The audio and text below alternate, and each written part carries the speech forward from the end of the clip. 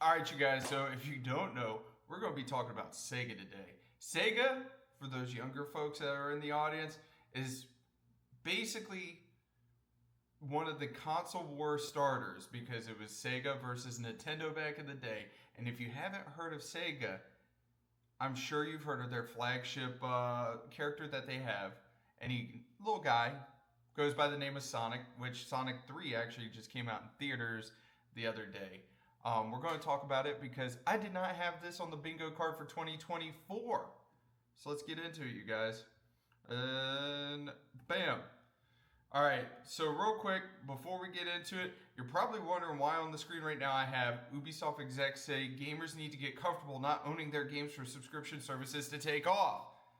It's because that is going to tie into said article that we're getting ready to get into.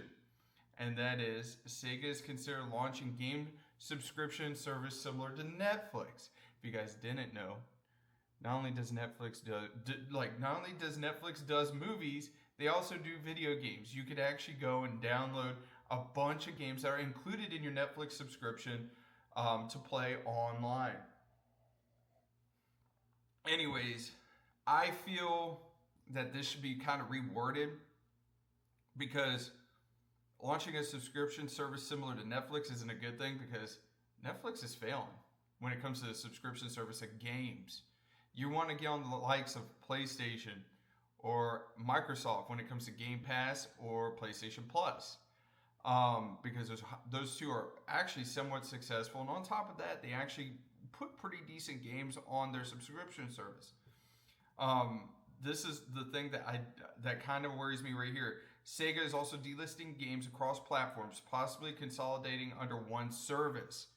So it could be imminent. Sometime in the beginning of next year, they could be getting ready to launch it. Anyways, oh, wrong button. Oops. I'm hitting all the wrong buttons. Oops. All right. SEGA COO and recently appointed president said that the publisher is considering a Netflix gaming subscription service for its games. The gaming industry has transitioned to more of a streaming-esque service, and SEGA appears to be considering the same thing.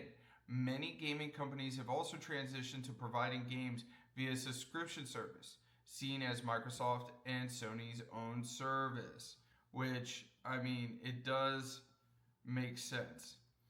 Microsoft has Xbox Game Pass while Sony offers PlayStation Plus, like I was speaking about in the beginning there. Subscribers have to pay a monthly or annual fee for accessing a range of titles instead of just outright owning them. Other companies like Nintendo, EA, and Ubisoft have all offered their own subscription plans too, with Nintendo Switch Online and particularly giving fans access to classic games from the Nintendo library. When it comes down to it, I feel EA and Ubisoft's subscription services are terrible. They're awful. They really, really are. Now, Nintendo actually offers a really good way for you to get like a subscription service because not only do they offer some games, but they give you the online, which in 2024, I think all online games should be free instead of having to pay for it. Allow you to have access to N64 games, Nintendo games, Super Nintendo, Game Boy Advance, and the list goes on. And they also offer SEGA games on there. But, like I said, it comes with a caveat. I'm waiting for Nintendo to increase the price of their subscription service to allow you to play it. All right. In a statement provided to BBC.com, he said that the subscription productions like Netflix were interesting and that SEGA is evaluating some opportunities that would be provided. This would move to a SEGA-based streaming gaming service. Ooh, say that 3 times fast. It's still very early, so it's likely this idea is only in the planning stages. If it's in the planning stages, why would they delist games now? It sounds like this is something they've been thinking about for a while. Let's finish this sentence. We're thinking something and discussing something, and we cannot disclose right now. That means that, like I said, my money would be early to mid next year. It's going to come out. This is not in the early stages if they're delisting games already. Mind you, they do have great games like Sonic and Knuckles. This is Sonic Fighters, which Jet Set, you got Virtua Fighter, they got all kinds of stuff. Nights into Dreams. Sorry, I kind of accidentally turned on the airplane mode and turned it off. Anyways, Sega recently delisted several classic games across various platforms, including PC, Xbox, and PlayStation. Some of these delisted games include Sega Genesis Classic Collection, Sonic the Fighters, Virtual Fighter 2, and many more. And they also own Crazy Taxi. If you guys haven't played Crazy Taxi, that game's amazing. It is possible that Sega is delisting all of these games across various services so it can consolidate its library under a single service. Like I said, if they're delisting it now, that means that this is not in the early stages. This is something they've been discussing for a while. They're going to follow suit just like Ubisoft does, just like EA, Microsoft, you fill in the blank. All these companies are doing it. It's basically going to become, shall we say, cable, where you're going to end up having to freaking pay 12 different services to get one, or streaming services, not cable. Anyways, while it can be beneficial, be a beneficial service for those who are big fans of Sega. I grew up a Sega fan. My brother was a Nintendo fan. There are already a lot of different subscription services available that gamers will have to pay for in order to keep up with the library. Various insiders who spoke with BBC.com voiced similar concerns, saying Sega considering its own rival subscription service will lead to its games being removed from other services. 100%. This is a cash grab.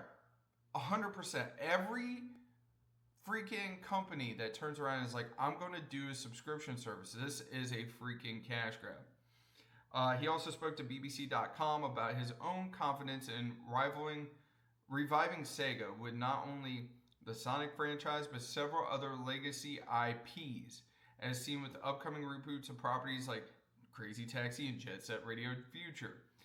Well, it's Jet Set Radio, but Jet Set Radio Future is one of the ones I absolutely love. At the end of the day, they're going to have to do more. I mean, they haven't released a Virtual Fighter. They cling on to dear life with Sonic.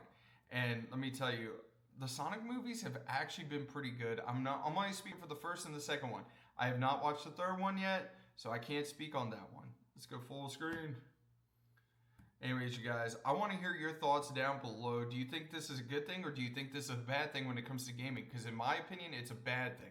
It's just like they were talking when we were talking the other day about Xbox, and Xbox basically being dead. The fact that console exclusives are bad for gamers. You know what else is bad for gamers? Freaking, these subscription services. And especially for older companies such as Sega that, they really haven't done much other than cling to life when it comes to Sonic. You can call me Jada, you can call me whatever you want, but at the end of the day, they need to do more if they're looking to do a subscription service. Anyways, you guys, y'all have a great and wonderful day, and I'll catch you guys later. Bye.